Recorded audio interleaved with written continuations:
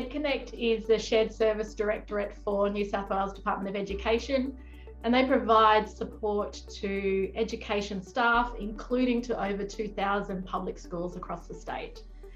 Nous worked with EDConnect to develop a learning strategy for school operational staff, and we wanted to create a contemporary learning experience that really helped staff to build the capability needed to improve school operational performance. To design the strategy, we looked at the challenge through a number of lenses, including school operational staff themselves, school principals, and EDConnect, who provide the support and training to staff.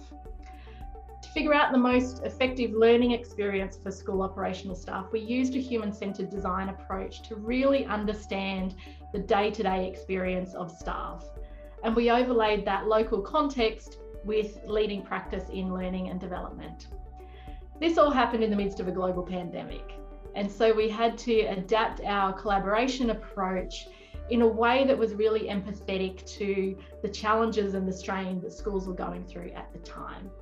One of the things that we learnt that set EDConnect up for success through this process is that there isn't a one-size-fits-all approach to learning, and people really need agency and flexibility in their own development.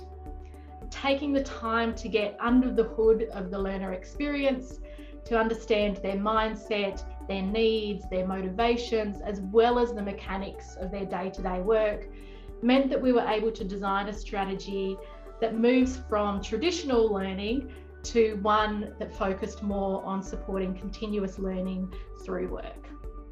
For organisations that are facing a similar challenge, our advice would be to step back and think about the holistic learning ecosystem of the organisation. It can be really easy to get tunnel vision and jump to the next program that's going to solve the next capability gap. And sometimes we need to pause and step back and think about what the business really needs to deliver on its strategy and what the organisation culture is and what's going to make a difference to the workforce. When you get really clear on the business need and the learning culture of the organisation, then you can create a clear roadmap for success.